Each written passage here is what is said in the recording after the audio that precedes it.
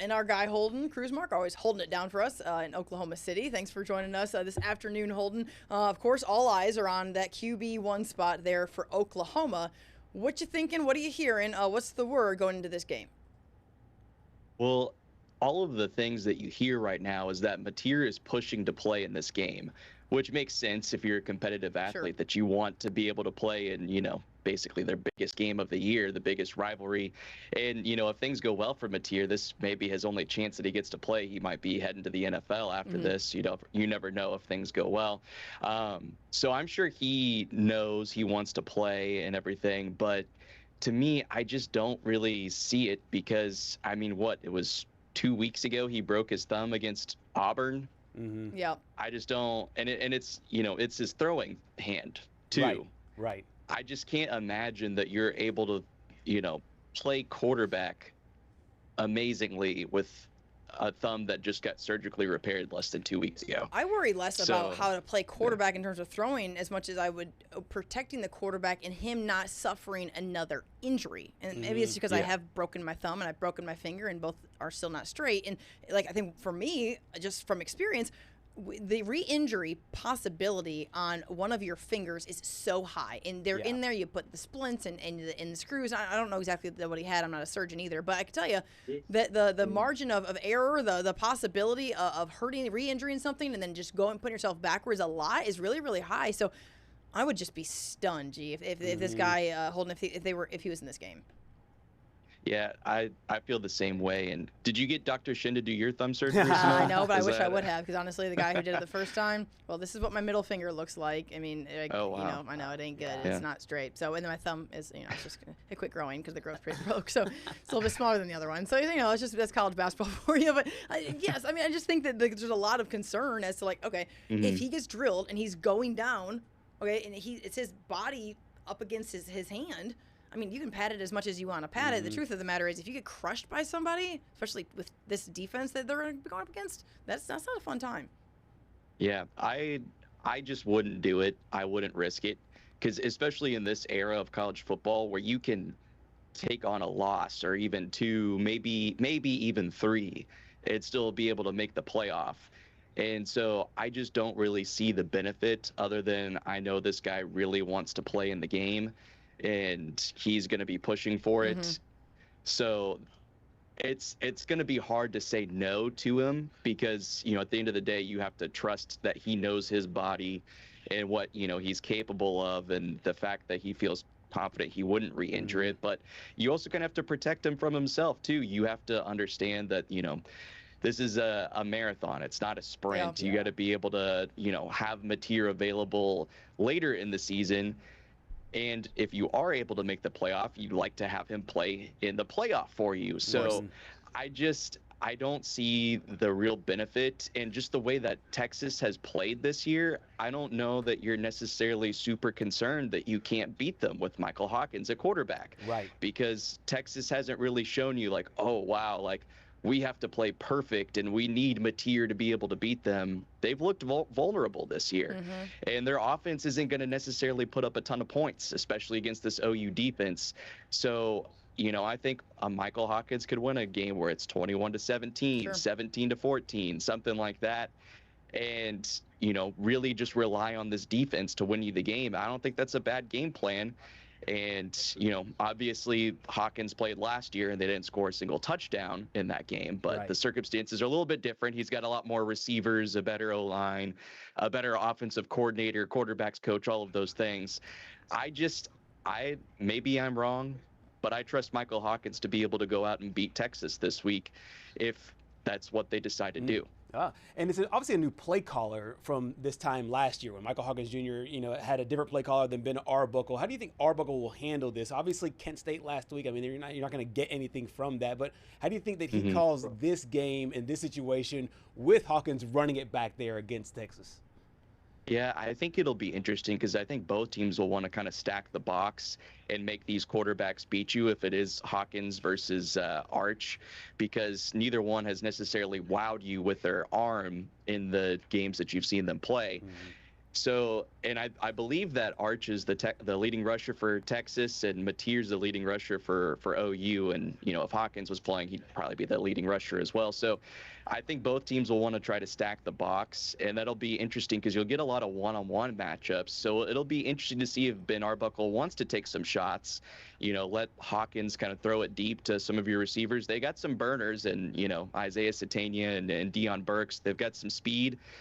Maybe you let them go throw some go balls and see what happens. And maybe that's how they get their touchdown. I remember, you know, in the game they won against Auburn last year at Auburn, Michael Hawkins had that nice deep ball to J.J. Hester that set up a touchdown. He can throw it. You know, maybe you don't have as much confidence with him as you do Mateer, but that'll be the interesting thing to me. And I think if you are Arbuckle wanting to call plays in this game, you maybe try to lean more towards the run, some quarterback options, you know, things like that. Really get the RPO game. Try and get him some easy completions early to build the confidence, and, you know, see what happens. Maybe test the Texas defense and see how much they're going to play up and creep up on that line of scrimmage. But yeah, I mean, Arbuckle's shown he's pretty creative at times when he wants to, whenever they're not playing Kent State and Illinois State. Oh, well, hold on a minute, Holden. All I'm gonna say is we had a Jaden Ott sighting. The guy is living, breathing in Norman, and he speaking of different weapons and folks that we could possibly see. And I listen. I tried to challenge you on this, and I said, dude's just gonna, you know, he's gonna say I'm out. Just go ahead, redshirt me. I'm gonna go do something different. Like, and you said, no, we're gonna see him, and we did. What's the latest on this guy? Yeah, no, I mean, really, you were right though. If he didn't play at all against Kent State, you know what you'd have to be thinking. What's the point of staying around? Because if they don't trust me enough to play against Kent State, how are they going to trust me enough to play against Texas? But was that the holdup, Holden? Like, was it because that they didn't trust him? I mean, what was going on? I still is this like the mystery of the world? That's the only thing that makes sense to me. They don't trust him to what? What are they going to do? Like, go punt it? Like, is it he's going to like drop it? I mean, what do they think he's going to go punch an official? Like, what is it that they think he's going to do that they don't trust him to do if they can't even put him out there to try? Yeah, well, I remember from earlier in the season, one of the things with Javonte Barnes that they noted is that he's really good at pass blocking. And I think that was maybe one of the areas that Jaden Ott wasn't picking up, was maybe the pass blocking element of it. But also the guy's so dynamic, you kind of just have to roll with somewhere it. else. Yeah, I mean, find something else to do. Don't block. Yeah, just put him in some sort of scheme. There's something he was banged up in fall camp too a little bit, and so they just, I don't know. It was the weirdest thing. It didn't really make any sense to me at all. But we finally saw him, and I mean, it wasn't like he had 100 yards and 2 touchdowns, but I mean, we saw him, and he ripped off a couple nice plays, and I just think you're going to need him to be able to beat Texas. Was there any availability with him after the game, or has there been, like, is he now going to be there, like, lead back, and they're just going to, he's rolling out there as doing all of the interviews? I mean, listen, you all act like that's crazy. We've seen it before where a guy doesn't play, and then he's, like, randomly gets inserted into this game against Can't Read, Can't Write, and then all of a sudden, here he is. Now he's, like, the star weapon. I mean, is he going to come back, or is he just chilling, or what? We actually saw it a couple of years ago at OSU with Ollie Gordon, where they, you know, like a few games in, they, you know, didn't play him at all, and you know, you're sitting there like, hey, this guy looks pretty good to me. I don't, and then I don't coach. You know, I'm then just he saying. goes on and wins the Doak Walker Award. So you know, sometimes we're not that dumb, Holden. That's all I'm saying. Sometimes we know what we're talking about. That's all I gotta say. I think that Jaden is going to be more involved. Yeah. We didn't get to talk to him after the game, but you got the sense from the teammates where it was kind of like, hey, we know that this guy's capable of doing it. Now you guys got to see it. And so it's kind of one of those weird things. It's still a mystery why he didn't get more touches, especially, you know, it's not like they've played all cupcakes. They played Auburn and Michigan, and the dude barely saw the field. He didn't even see the field against Auburn at all. So that was just a weird thing to me. I think we'll get to see him against Texas. Auburn's a nicely decorated cupcake. I just wanted to argue that really quick. It's a cupcake. It just looks has a different logo. They tried to put it up to make it look nice. There's a lot of money over there. You make it look like a cake, and it still might just be a cupcake. Speaking of Auburn, speaking of that cupcake, Auburn couldn't protect Jackson Arnold at all. Texas has had a rough time protecting Arch Manning so far this season. Is this Oklahoma defense just licking their chops and saying, you know what, we didn't get 10 sacks against Auburn, we're going for 10 sacks against Texas?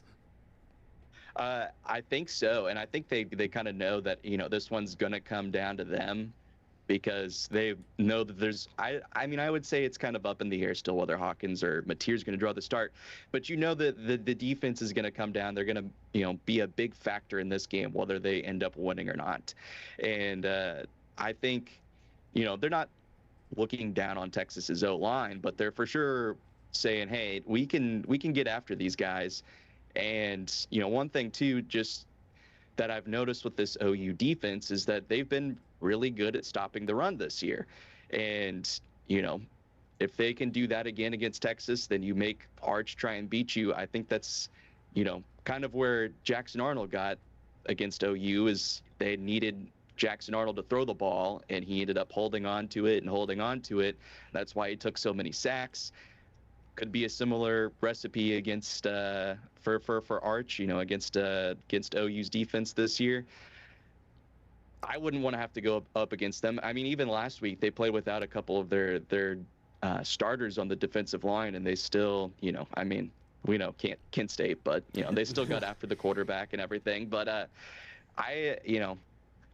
I would be a little bit nervous as a Texas fan, knowing how the way their offensive line has played and how the OU defensive line has played this year. Holden, we talked to Brian and we talked to Roger earlier this week and just kind of dissected what this game, the Red River Rivalry, is all about. And of course, it's played at the Cotton Bowl, and I think Brian was voicing some concern about why that even exists anymore. And I think that our buddy Roger was pleading the fifth on that, and there was and this rivalry is interesting. And I did pose the question of like, hey, did it get any more important? Like, the SEC just means more. When they came into the SEC, was there a shift? Did anything really change there because of like the caliber of the league and the playoff implications?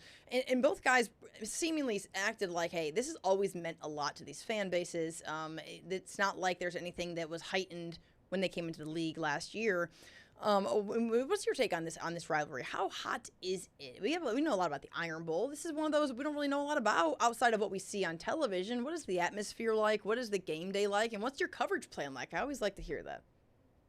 Yeah, well, I don't think the only way you could add extra juice for it is if they're both in the top 10. Yeah, I feel that. Yeah, I mean, this game is the most important game for both fan bases every year, and we've seen it where we've had some good Texas teams that lose to some bad OU teams. We've had some good OU teams lose to some bad Texas teams over the year.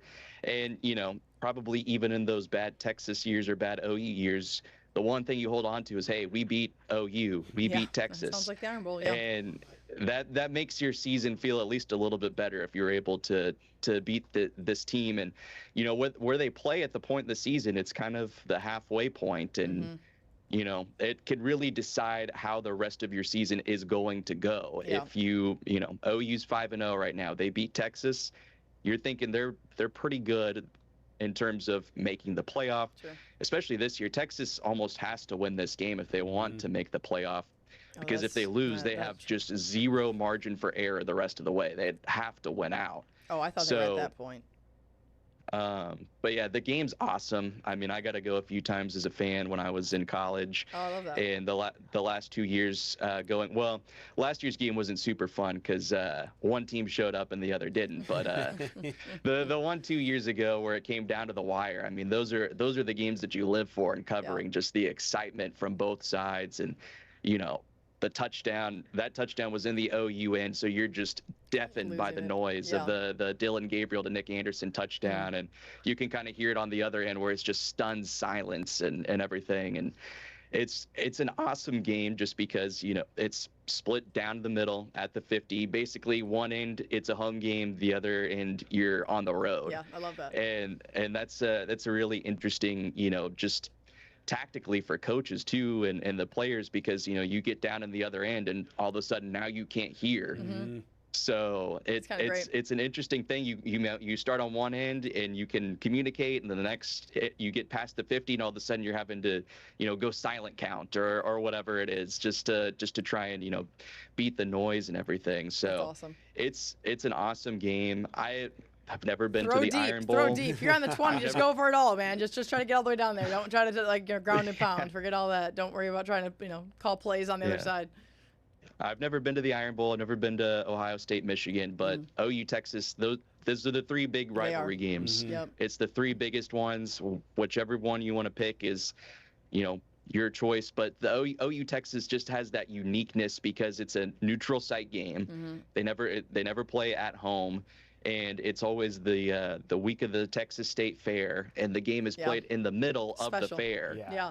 It's just cool. it's different. It's unique. It is very Texas and Oklahoma. It's very Western, and that's really really neat thing. I love that. Yeah. That's really good. You're stuff. on the sideline, and all of a sudden you see Matthew McConaughey and Glenn Powell and his Trey Young, and all these like celebrities that come out for the game. I love it. But speaking of big names, like games like the Iron Bowl, you have like it almost creates legacies where you have Bo Jackson. People remember Bo Jackson's games against Alabama. People remember Cam Newton's games. They have Cam back. I mean, it's got its own nickname. Is it like that there, where their legacies are created within those fan bases? And if so, who's the guy on Saturday that could be that guy that kind of changes his own legacy in Sooner Nation? Well, John Mateer, if he ends up playing, he would be the one to lead them to the victory and everything. And but no, there's so many great plays, so many great moments. One of the things that sticks out the most for pretty much any fan of either side was back in the early Bob Stoops days when Roy Williams leapt over the defensive line and sacked Chris Sims in the end zone for what ended up kind of sealing the game for them. They call it the Superman play and stuff like that. Baker Mayfield's been awesome. You've had just plenty of great players. Colt McCoy, George. It seemed like the Shipleys haunted OU every year that they played. So was that somewhere else? No, that was Ohio State. Oh shoot. Yeah. Is that where that was? Ohio State, Oklahoma. When did he plant the flag? He's crazy. Yeah, because they lost at home the year before, and then they won at Ohio State the next year, and Baker planted the flag and everything. It's a program that deserved it. That's all I got to say about that. So I'm not upset about that. But getting to wear the golden hat is an iconic moment and something that everybody wants to do. Yeah. And maybe we get a Michael Hawkins or a Jaden Ott moment. Maybe it's Arch Manning. Heck, maybe weird. One of these defensive guys ends up having a 3-sack game that ends up kind of determining the game in a 14-10 awful defensive battle. We love those ones. It might be. I think those are awful. The low-scoring games, I think they're awful. That's my hot take. I'm not a defensive. Some people may like them. I don't. I'm married. That was the one thing I hated about the SEC growing up, was there are too many low-scoring games. Yeah, boy, how times have changed just in all of college football. But yes, I think there was a LSU Bama game that ended in like 9-3 or 9-6 or something. Auburn Mississippi State. That was a national title game too, right? Yeah. Was that the Yeldon game? TJ Yeldon game. Yeah, and then it was an Auburn Mississippi State game that was 3-2. Yeah, it wasn't baseball. I mean, what might as well have been. So yes, there's no doubt. Holden, listen, it's gonna be a lot of fun. Looking forward to this game for sure. And then, of course, unpacking all of it next week with you guys to see who comes out on top, man. And in a lot of ways, depending on what the personnel is, this could go anybody's way. So, Holden, appreciate your time. Join us from OKC. Have a good week and a good weekend, man. All right. Thanks, guys.